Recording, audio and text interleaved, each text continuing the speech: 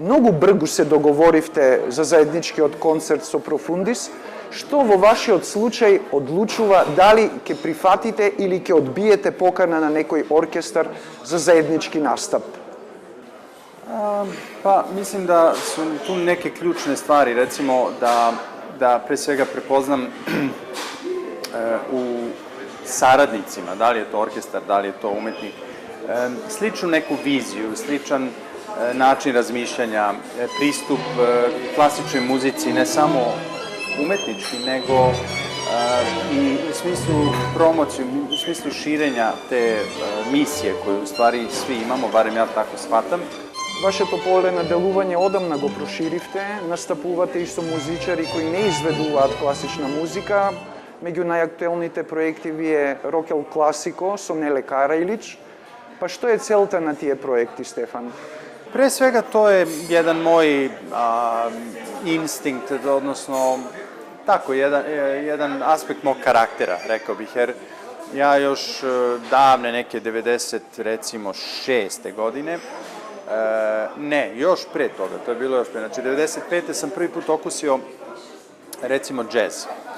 I u tom trenutku mi se otvorio potpuno jedan drugi svet i nakon tih par koncerata sa jednim big bandom u Italiji, meni je to ostalo kao jedno toliko drugačije i oslobađajuće i obogaćujuće u stvari iskustvo. Na kraju krajeva svaka ta saradnja vas obogaćuje i otvara nešto nama. Mislim da je često, ne samo da je to dogma, nego da su klasični muzičari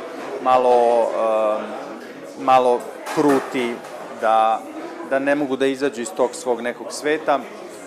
Mislim da su najveći klasični muzičari u stvari najsvestrani. Повеќе од 25 години сте педагог, од 2021 предавате на Академијата во Нови Сад, а од таа година го формиравте институтот што го носи вашето име, каде преку мастер класи обучувате млади талентирани музичари, виолинисти, но и млади што свират на други инструменти. Целта е да постигнат зголемување на нивните технички и психофизички вештини. Зошто е тоа важно? Meni je to uvek bilo važno i išlo mi je nekako, pa mogu da kažem, lako pedagogija, odnosno prenošenje znanja drugima, možda zato što sam ja sam dugo bio student, u stvari. I onda isto zato što ja iskreno ne verujem u talenat. Verujem u rad i disciplinu i doslednost. To su kvaliteti koji mogu da vas odvedu daleko. Talenat je neki preduslov, ali veoma malo ćete napredovati ako se oslanjate samo na talenat. U stvari, kad gledamo najveće šampione, gledamo najveće umetnike u klasičnoj muzici, čak i najveće glumce, da li kad govorimo o talentu tu? Не, види се еден огромен рад и огромна посвеќеност. Стефан, која е според вас улогата на музиката денес во овој несигурен свет, свет на војни, на најава за создавање на нов светски поредок? Дали музиката и понатаму според вас останува еликсир за животот? Она je uvek eliksir. Na kraju krajeva često čujem kako opstanak klasične muzike, kako je promovisati, ili muzike uopšte.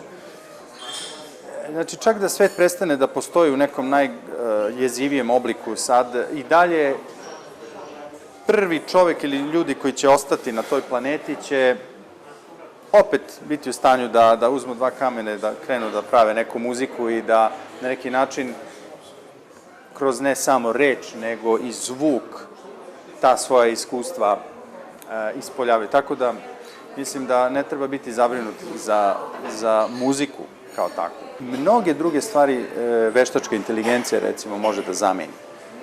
Ali tu posvećenost i činjenicu da ljudsko biće izađe na scenu i u tom trenutku uživo pokuša da uradi nešto savršeno, u čemu će drugi ljudi uživati, to neće moći da se reprodukuje u dogledno vreme sa tehnologijom.